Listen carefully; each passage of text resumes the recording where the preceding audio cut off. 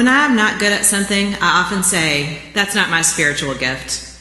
For example, I've been heard to say that cooking, dancing, and styling my children's hair are not my spiritual gifts. I do believe, on the other hand, that writing and directing church dramas is one of my spiritual gifts. Parallel parking is one of my spiritual gifts. Using the term spiritual gifts in very broad terms is one of my spiritual gifts. In the past couple of years, I have become particularly cognizant of two particular spiritual gifts, one of which I absolutely do not have, and the other I absolutely do. And my awareness of these gifts has dramatically impacted the way that I view my relationship with Northminster. When Terry asked us to try one new thing at church, I decided to volunteer in the Clothe a Child mission. I found out that day that shopping with children is not one of my spiritual gifts. My very own children will confirm this. I do realize that shopping with children actually falls under the spiritual gift of service. And there are some areas of service at which I do just fine. I've watered plants in the back of the church by the parking lot. I sewed dresses for kids in Kenya. Those worked out fine, but the shopping experience made me appreciate that just because I think I should perform a service, just because someone needs to do it, doesn't mean that God thinks I should do it, and that I need to look for direction from Him before I sign up. On the other hand, I do have the gift of faith all across the board. Granted, I've lived a relatively charmed life. I have great parents that love me and raised me in church. I have great siblings, great friends, all but perfect kids, good skin, no broken bones, plenty of food, and a roof over my head. Through the few sufferings I have experienced, I have never questioned God's love, never wondered where He was, never doubted that He would get me through lean times, never doubted that sadness would lift. When bad things happen in the world, I have absolute confidence that God is still in control. If I didn't have faith, I couldn't stand to read the paper every day. Have you noticed how depressing the news is?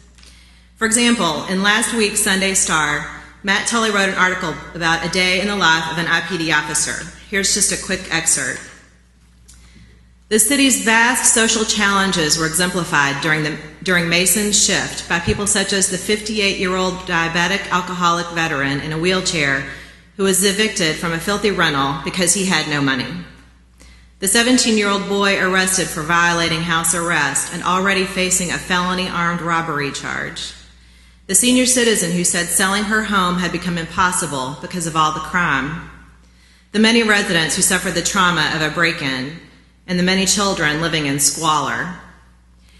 It would be easy to read this and throw up my hands in despair. This is just a tiny sample of all the need that exists in our city alone.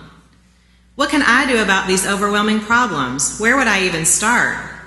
They seem so insurmountable. But I take a deep breath and I remember that God has given me spiritual gifts that I can use to help. And I know that all of you have spiritual gifts that you can use to help. I have some money I can pitch in, and you do too. I have faith that in the words of Robert F. Kennedy, each time a man stands up for an ideal or acts to improve the lot of others or strikes out against injustice, he sends forth a tiny ripple of hope, and crossing each other from a million different centers of energy and daring, these ripples build a current which can sweep down the mightiest walls of oppression and resistance. My gifts to Northminster are a ripple. When I write words that make the scriptures become more relevant to children, when I help serve communion, when I support sound and spirit, when I do these things, I create a ripple. But in order to be the biggest, strongest, best ripple I can possibly be, I have to constantly re-examine what I can give.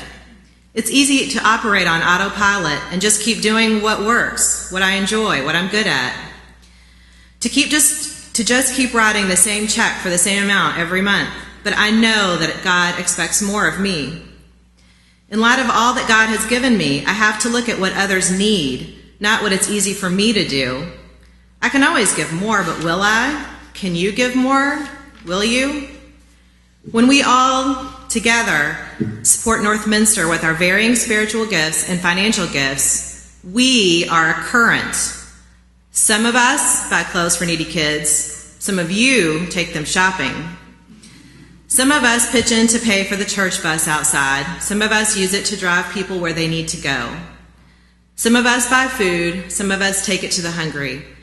It gives me so much joy, and it makes me so proud to be a part of all the good that our church does. Our church is a current of good, and it takes God out to a world that needs him. Take a look at today's paper and look around and ask yourself, can I make my ripple bigger? Can I help my church be a stronger, mightier current?